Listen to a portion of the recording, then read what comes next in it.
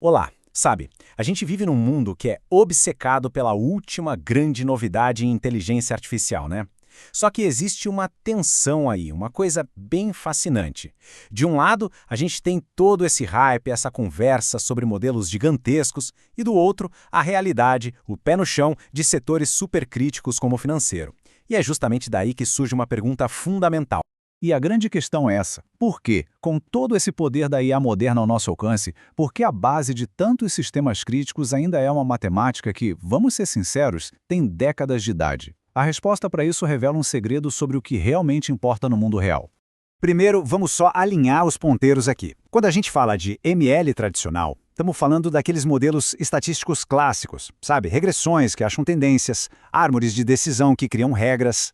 Mesmo hoje, na era do Deep Learning, são eles que formam a espinha dorsal da maioria dos sistemas que estão aí, rodando em produção. Então, a melhor forma de pensar nesses modelos não é como uma lista, mas sim como o kit de ferramentas de um mestre artesão. Cada ferramenta tem um propósito muito específico, e a sabedoria toda está em saber qual delas usar e quando.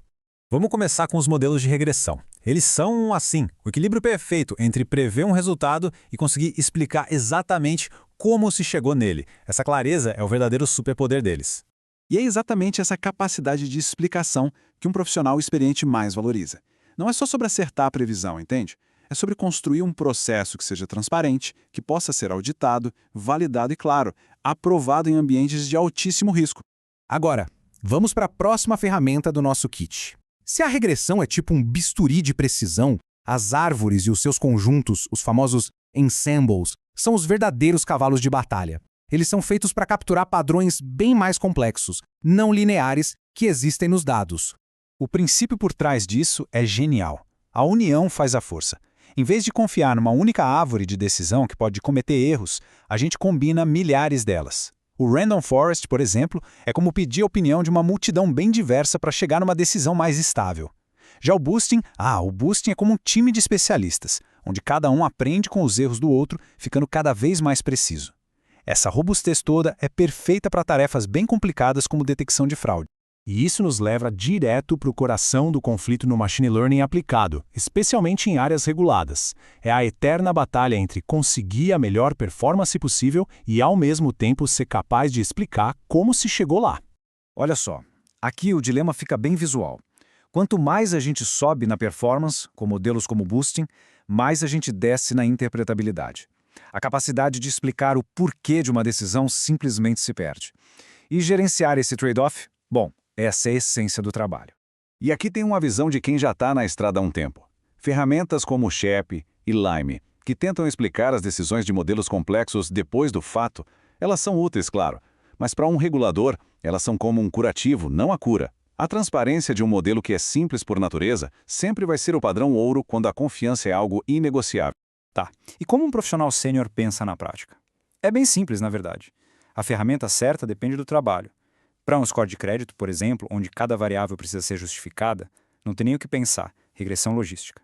Agora, se o desafio é detectar aqueles padrões de fraude super complexos, sutis, onde o que importa mesmo é a performance, aí o gradient boosting é o campeão. Mas veja bem, a escolha do algoritmo, por mais importante que seja, não é o que realmente separa um mestre de um aprendiz. A verdadeira genialidade, o pulo do gato, se esconde em outro lugar. 80%. Guarde bem esse número. Ele é a chave para a gente entender o que de fato impulsiona o sucesso de um projeto de machine learning no mundo real. Então, o ponto crucial é este. A maior parte da performance de um modelo não vem da escolha do algoritmo mais chique, mais sofisticado. Vem da criação de variáveis, as features, que capturam a lógica do negócio. É a arte de traduzir o conhecimento do dia a dia da empresa em algo que o modelo consiga entender. Isso nos leva a um alerta importante. Ferramentas de automodelo, que automatizam a escolha de modelos, são poderosíssimas, mas usar uma delas sem entender o negócio é como mandar um robô de olhos vendados para um campo minado. A criatividade humana para traduzir a realidade do negócio em dados, essa ainda é a peça mais importante do quebra-cabeça.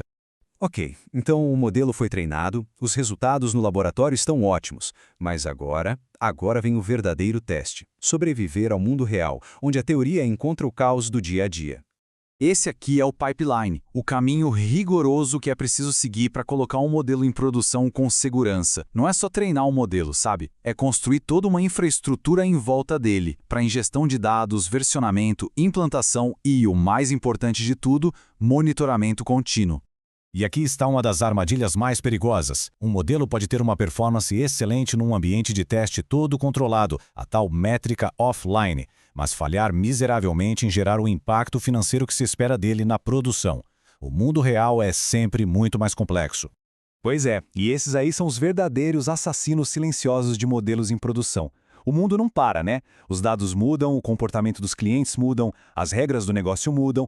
Um profissional experiente sabe muito bem que o trabalho não acaba quando o modelo vai para o ar. Pelo contrário, é aí que começa a vigilância constante para garantir que o modelo continue relevante e não se transforme, de repente, num risco.